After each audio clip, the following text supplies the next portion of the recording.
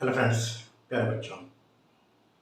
Conjugated dice alkenes के साथ 1,4 addition के साथ एक साइक्लिक प्रोडक्ट 6 मेंबर्ड रिंग वाला साइक्लिक प्रोडक्ट फॉर्म करती हैं। इस रिएक्शन को हम डील्स एल्डर रिएक्शन के नाम से जानते हैं, जिसको हम इस प्रकार से लिख सकते हैं। This is a conjugated diene plus यहाँ पर हमारी एक ये डाइन कोई दूसरी एल्कीन है, और जब इनकी रिएक्शन होती है तो इस प्रकार से यहाँ पर एक साइक्लिक प्रोडक्ट फॉर्म हो जाता है।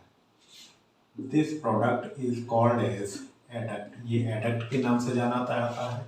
ये हमारे पास कॉन्जुगेटेड डाइन होगी, कॉन्जुगेटेड डाइन, और ये हमारे पास कोई एल्कीन होती है, किसी भी प्रकार की हो सकती है।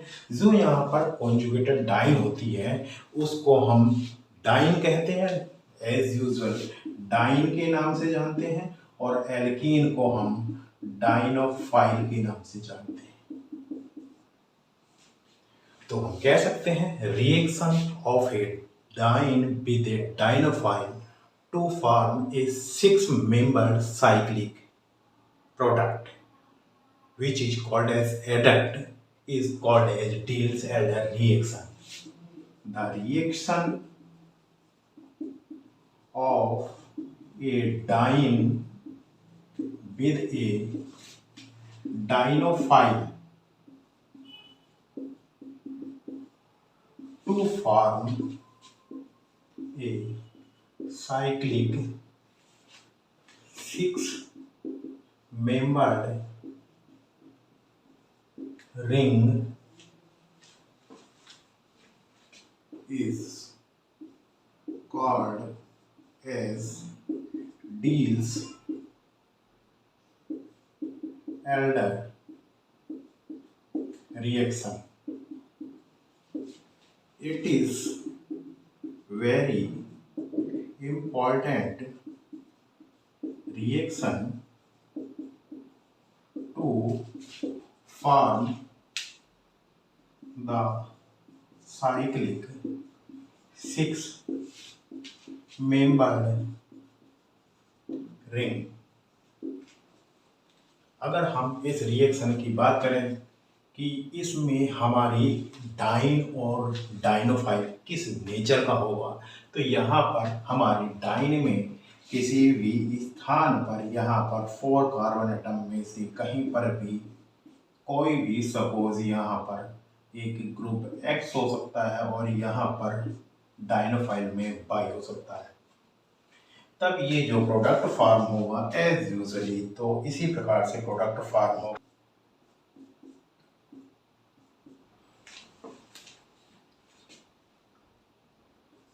The presence of an electron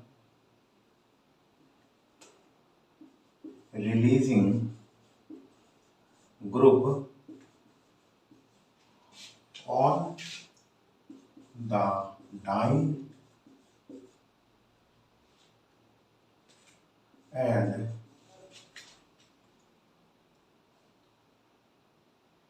electron withdrawing group on the dienophile accelerates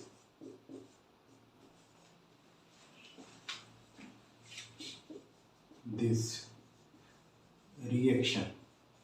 जब यहाँ पर हमारे पास डाइन में कोई इलेक्ट्रॉन रिलीजिंग ग्रुप होगा और डाइनोफाइल में कोई इलेक्ट्रॉन विड्रॉइंग ग्रुप होगा, तो इस रिएक्शन को एक्सेलरेट करेंगे।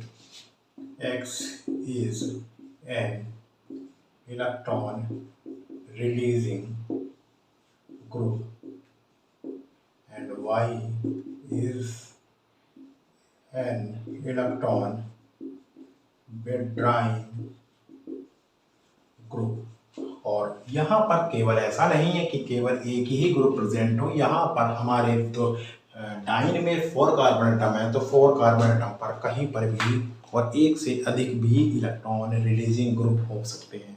और डिपेंड करता है कहाँ पर वो इलेक्ट्रॉन रिलीजिंग ग्रुप है और कितना उसका इफेक्ट जाएगा, तो ज़्यादा से ज़्यादा होने पर उसका इफेक्ट अधिक से अधिक यहाँ पर रिएक्शन को प्रमोट भी कर सकता है, और कुछ कंडीशन में यहाँ पर रिएक्शन को यहाँ पर थोड़ा सा डीएक्सिलरेट भी कर सकता है। सेम इसी प्रकार से यहाँ पर जो डाइनोफाइल है उसके कार्बन एटम पर उपस्थित इलेक्ट्रॉन विद डाइन ग्रुप की संख्या इस रिएक्शन को एक्सिलरेट करती है।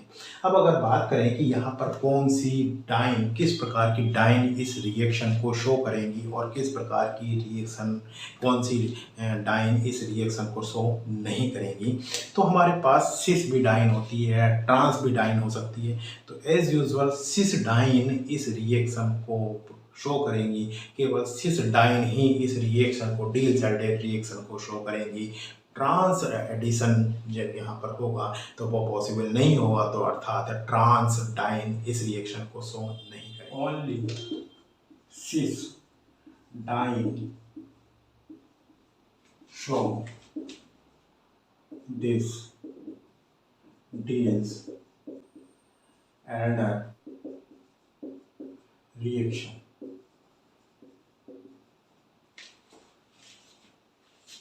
Trans diene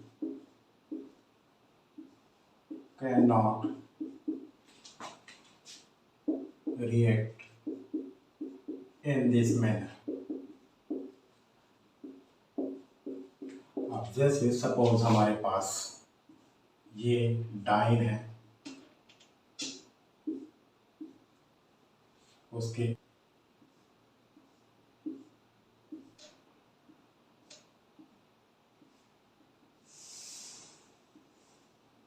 ये डाइन है,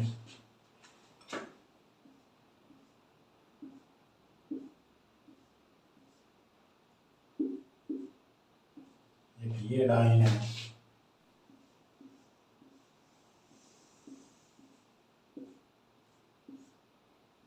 ये डाइन है, और टर्सरी ब्यूटाइल ग्रुप है, यहाँ पर टर्सरी ब्यूटाइल ग्रुप है। हम इतने डाइन की अगर बात करें तो हमारे पास जो ये डाइन होगी ये भी रिएक्शन शो करेगी। ये ट्रांस डाइन है बट रोटेशन हो जाएगा इसका, रोटेशन। तो after rotation it will show, यहाँ पर आफ्टर रोटेशन ये सिस में कन्वर्ट हो जाएगी। इस प्रकार से ये सिस में कन्वर्ट हो जाती है, क्योंकि हम जानते हैं सिंगल बॉन्ड के अराउंड, इस सिंगल बॉन्ड के अराउंड यहाँ पर हमारा फ्री रोटेशन जो पॉसिबल है, इसके अकॉर्डिंग यहाँ पर ये सिस डाइन में ट्रांसफ़र हो जाएगी और ये रिएक्शन शो करेगी। यहाँ पर ऑलरेडी हमारी सिस डाइन है, तो यहाँ पर ये डाइन हमारी रिएक्शन शो नहीं करेगी, क्योंकि यहाँ पर रिंग में ये बॉन्ड है, ये इसको रोटेशन पॉसिबल नहीं है। यहाँ पर भी ये सिग्मा बॉन्ड है, ये सिग्मा बॉन्ड है, इसके अराउंड फ्री रोटेशन पॉसिबल है। तो यहाँ पर ये after rotation reaction possible.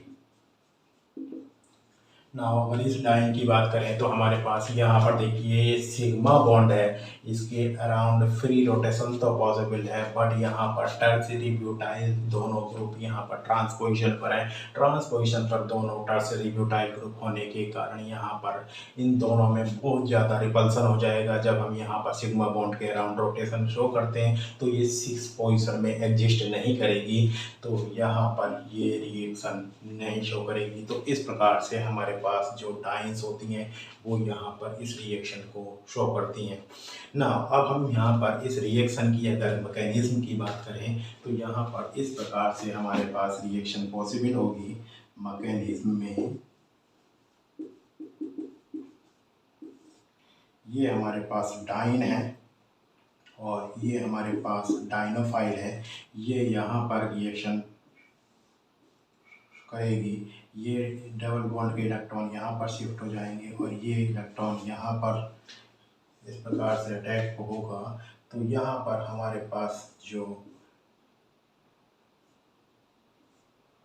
Product form होगा वो इस प्रकार से होगा। यहाँ पर ये डबल बॉन्ड ब्रेक हो रहा है, ये डबल बॉन्ड फॉर्म हो रहा है, ये डबल बॉन्ड ब्रेक हो रहा है और ये जो हमारा बॉन्ड था ये भी फॉर्म हो रहा है, यहाँ डबल बॉन्ड ब्रेक हो रहा है और ये भी हमारा बॉन्ड यहाँ पर ब्रेक हो रहा है। तो ओवरऑल यहाँ पर जब कंप्लीट इसका स्ट्रक्चर फॉर्म होगा, प्रोडक्ट कंप्लीट रूप से फॉर्म होगा, तो केवल ये बॉन्ड बनेगा। ये दोनों बॉन्ड कंप्लीट बन जाते हैं, यहाँ से डबल बॉन्ड ब्रेक हो जाता है और हमारे पास एडक्ट फॉर्म हो जाता है। That is the mechanism of this reaction. यहाँ पर आप देख सकते हैं कि कितनी आसान मैकेनिज्म है इस रिएक्शन की।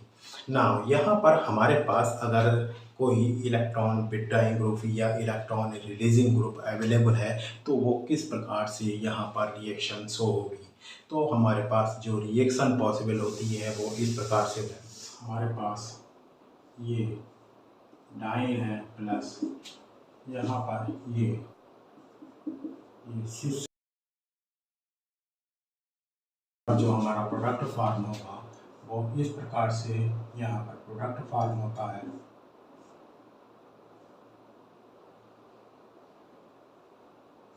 COOH और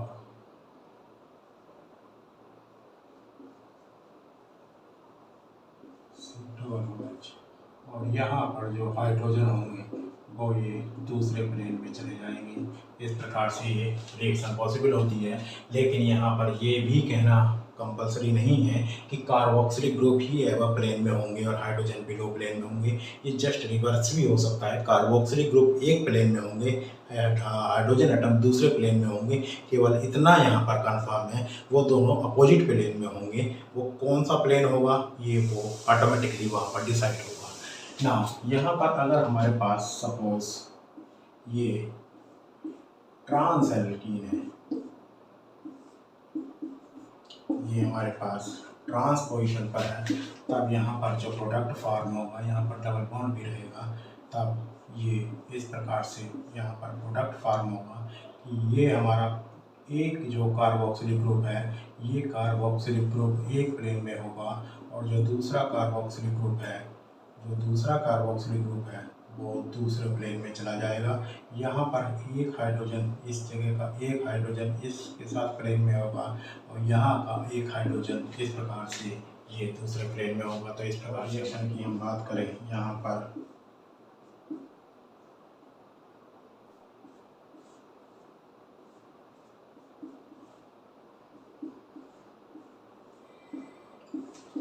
यहाँ पर जो प्रोडक्ट हमारा फॉर्म होगा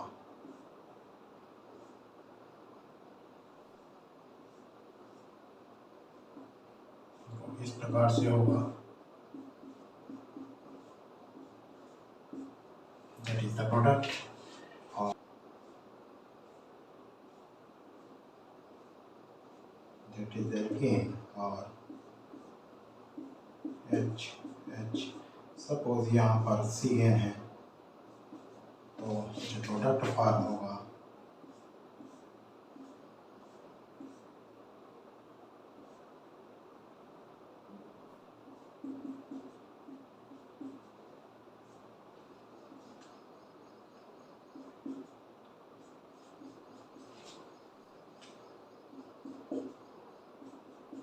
इस प्रकार से ये प्रोडक्ट फॉर्म होगा। और रिएक्शन की बात करें तो उनके एग्जाम्पल इस प्रकार से होंगे।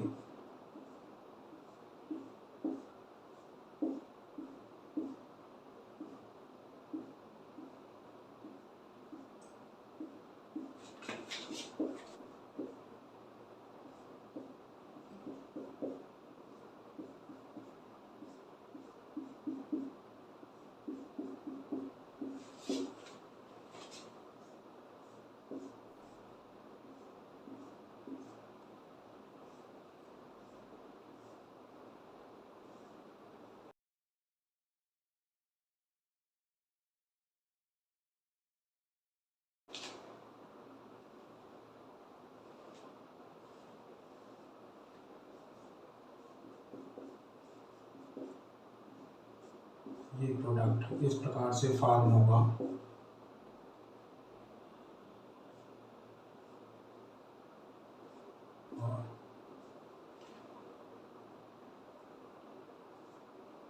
This is the product.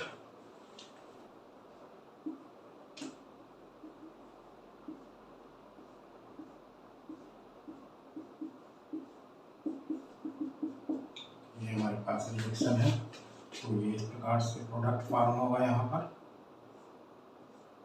यहाँ ट्रिपल बॉन्ड है पी बार, तो यहाँ डबल बॉन्ड में कन्वर्ट हो जाएगा। यहाँ पर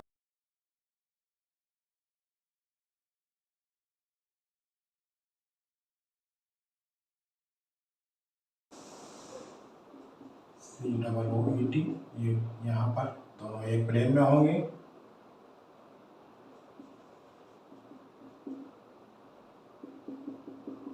H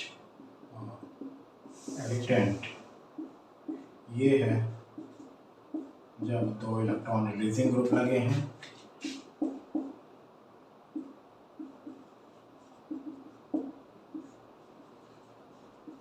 प्रोडक्ट हमारा यही होगा, केवल यहाँ पर स्टीरियोकेमिस्ट्री इसकी बदल जाएगी।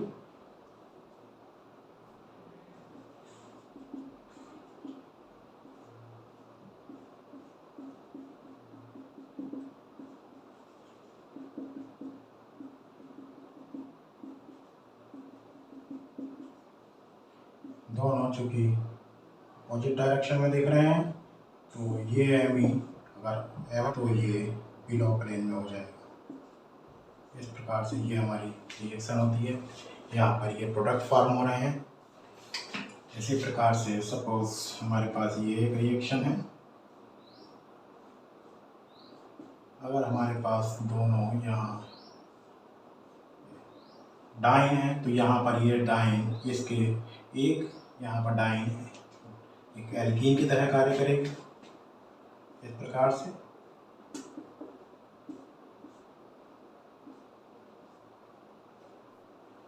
ये हमारा प्रोडक्ट फॉर्म हो जाएगा। ये डाइन एल्कीन की तरह कार्य करेगी और ये डाइन यहाँ डाइन की तरह कार्य करती है। इस प्रकार से ये प्रोडक्ट फॉर्म हो जाते हैं ना। यहाँ पर एक बहुत थोड़ा सा डिफरेंट जो नेचर आता है वो आता है स्टीरियोकेमिस्ट्री बेसिस पर। हमारे पास यहाँ पर दो प्रोडक्ट प्राप्त होते हैं। जिस डाइनोफाइल पे अकॉर्डिंग दो एंडो और एक्सो प्रोडक्ट पॉसिबल होते हैं। तो देखते हैं किस प्रकार से ये एंडो और एक्सो प्रोडक्ट यहाँ पर पॉसिबल होंगे।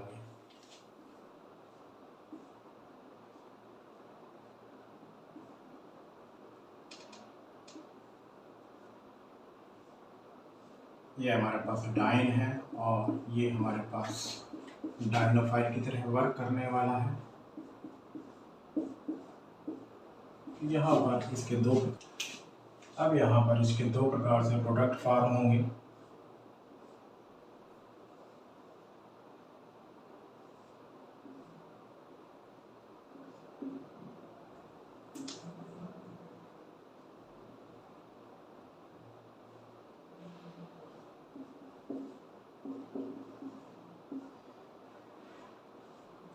और दूसरा प्रोडक्ट इस प्रकार से बनेगा।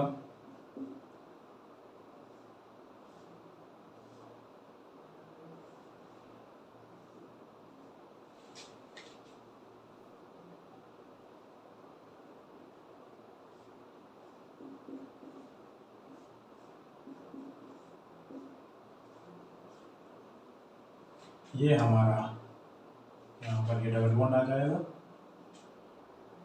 ये हमारा एंडो प्रोडक्ट होगा और ये हमारा एक्सो प्रोडक्ट होगा। इस प्रकार से इसमें दो प्रोडक्ट एंडो और एक्सो फॉर्म होते हैं एक रिएक्शन। और एग्जांपल के तौर पर यहाँ पर बात करें,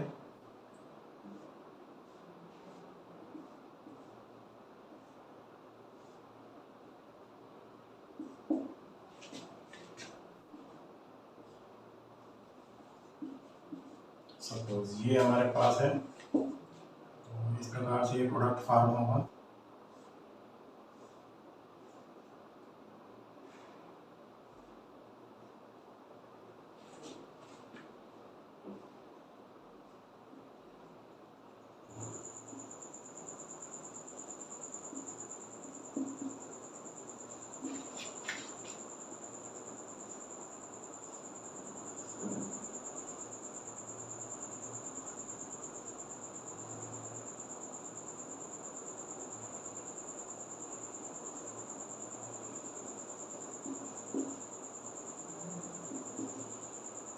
दैट इज द प्रोडक्ट। ये हमारा एंडो प्रोडक्ट के नाम से जाना जाएगा, ये हमारा एक्सो प्रोडक्ट के नाम से यहाँ पर जाना जाता है। अब अगर हम सबसे पहले ये बात करें कि यहाँ पर एंडो और एक्सो हम किस प्रकार से डिसाइड करेंगे, कौन सा एंडो है कौन सा एक्सो है, तो हम देख सकते हैं कि जब हमारा ब्रिज कार्बन एटम और जो दूसरा कार्बन एटम है सब्स्टिट्यूएंट है जो हमारा ट्रांस पोजीशन पर है, तब वो एंडो प्रोडक्ट होगा।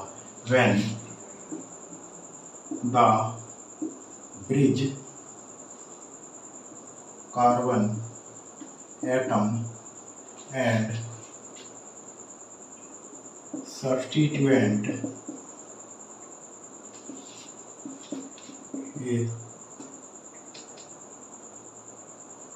are trans, then it is called as endo, तब ये एंडो होगा। और when the bridge carbon atom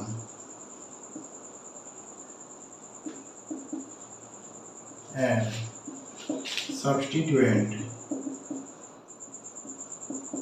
are cis, then it is called as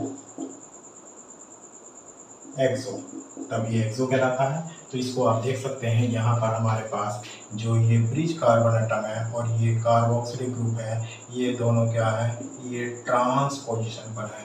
यहाँ पर आप देखेंगे ये ब्रिज कार्बन एटम है और सब्स्टिट्यूएंट है ये सिस पोजीशन पर है, तो ये हमने यहाँ पर एक्सो लिखा है। इस प्रकार से यहाँ पर आप देख सकते हैं यहाँ पर भी हमारे पास ये दोनों जो है ये ट्रांस पोजीशन पर है, ये ट्रांस पोजीशन पर है और ये यहाँ पर सिस पोजीशन पर है, तो हमारा उसी के अकॉर्डिंग यहाँ पर हम इसको एंडो और एक्सो के नाम से जानते हैं। बट हम यहाँ पर अगर स्टेबिलिटी की बात करें तो स्टेबिलिटी कौन सा ज़्यादा स्टेबल होगा, इन दोनों प्रोडक्ट में कौन सा ज़्यादा स्टेबल होगा, तो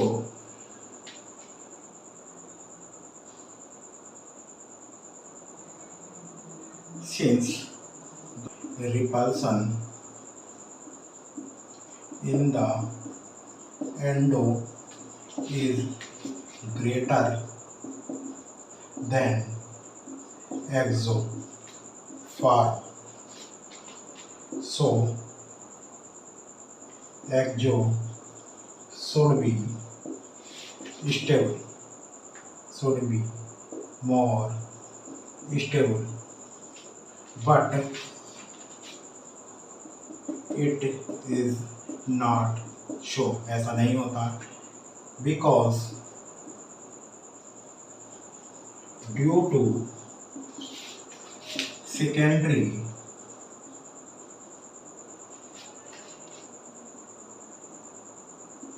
overlapping of dienes carbon orbitals and dienophile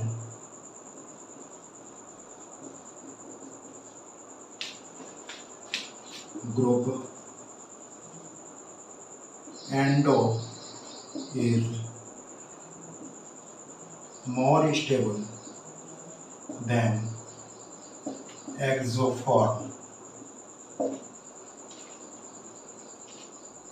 जैसे कि हम बात कर रहे हैं यहाँ पर स्टेबिलिटी की, तो हमारे पास जो रिपल्सन होता है यहाँ आप देख सकते हैं कि इस एंडोफॉर्म में रिपल्सन अधिक होता है, क्योंकि ये जो रिंग के पास में ये ग्रुप ज़्यादा आ जाता है, ये यहाँ पर पास में आ जाता है, तो ये यहाँ पर आपस में जब पास में आ जाता है तो रिपल्सन हाई हो जाता है। जबकि आप एक्सो में देखेंगे तो यहाँ पर ये रिंग और ये ग्रुप दोनों ट्रांस पोजीशन पर होते हैं, बहुत ज़्यादा दूर चले जाते हैं तो रिपल्सन मिनिमम होता है।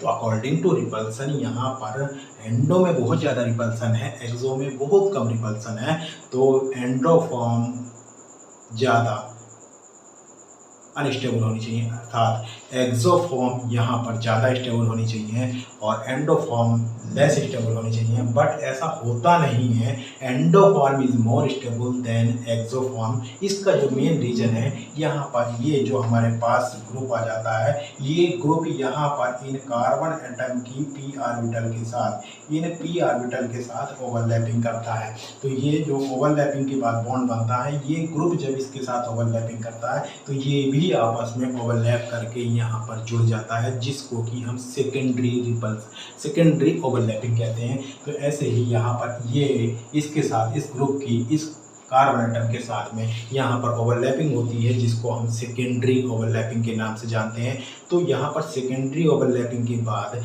एंडोफॉर्म मच मोर स्टेबल देन एक्सोफॉर्म। जबकि हमारे साधारण कंडीशन में देखें, जनरल रूप से देखें, तो हमें यहाँ पर एक्सोफॉर्म ज़्यादा स्टेबल होनी चाहिए थी, एंडोफॉर्म कम स्टेबल होनी चाहिए थी। बट सेकेंडरी रिपल्सन के बाद एक्सोफॉर्म कम स्टेबल रहती है, बल्कि एंडोफॉर्म ज़्यादा स्टेबल होती है। और यहाँ पर अगर हम स्टेबिलिटी को दूसरे टर्म में देखें, तो हमारे पास जो यहाँ पर प्रोडक्ट फॉर्म होगा वो एंडोफॉर्म, हमेशा एंडोफॉर्म जो होगी वो हमारी मेजर होगी और एक्सोफॉर्म हमारी हमेशा माइनर फॉर्म होगी। और एंडोफॉर्म जो होगी वो काइनेटिकली स्टेबल होती है, वो काइनेटिकली स्टेबल होती है। एंडोफॉर्म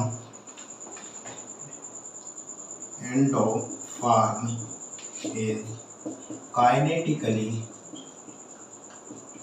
stable while exoform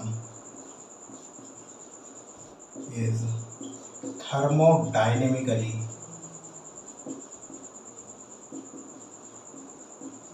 stable। इस प्रकार से हमारी ये दोनों फॉर्म होती हैं, जिसको हम यहाँ पर स्टेबिलिटी थर्मोडाइनेमिक और काइनेटिक के रूप में देखते हैं। तो काइनेटिकली एंडोफॉर्म स्टेबल होती है वो, और थर्मोडाइनमिक रूप से स्टेबल जो फॉर्म होती है वो एक्सोफॉर्म होती है। और दोनों में किस प्रकार से रिलेशन है, एंडोफॉर्म हमेशा हमारी इसलिए मेजर में बनती है और एक्सोफॉर्म माइनर फॉर्म में बनती है।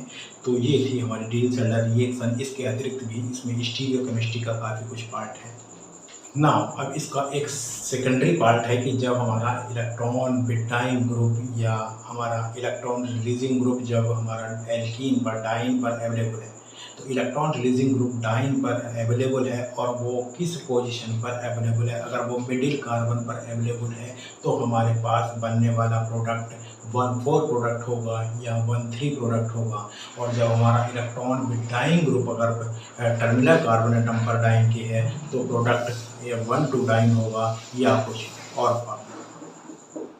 When electron donating group is present on the middle carbon atom of dine.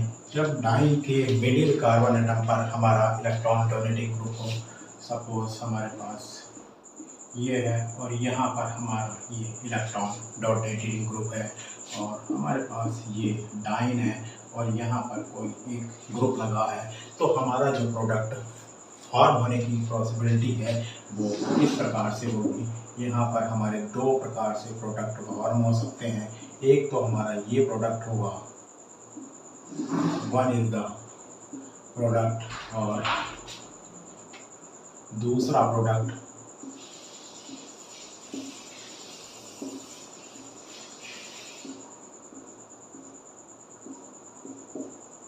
Product हमारा ये फॉर्म होगा।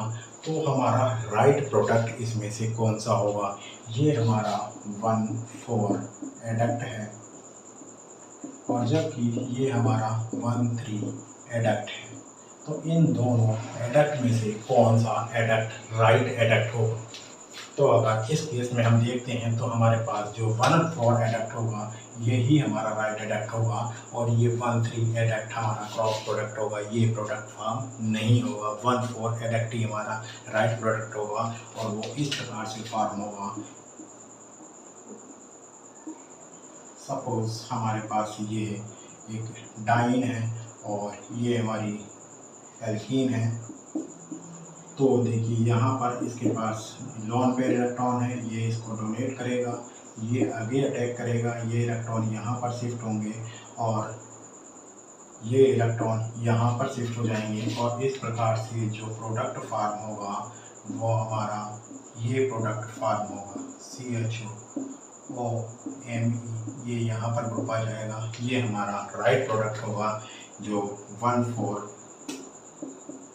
एडक्ट होगा और जो 1,3 एडक्ट होगा वो हमारा इस प्रकार से ये एडक्ट होगा OMe CHO, बट ये हमारा प्रोडक्ट नहीं बनेगा 1,3 एडक्ट, तो ये हमारा रॉन्ग प्रोडक्ट होगा, ये प्रोडक्ट नहीं फॉर्म होता है।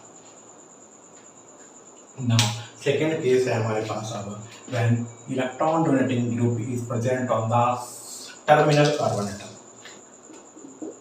When electron donating group is present on the terminal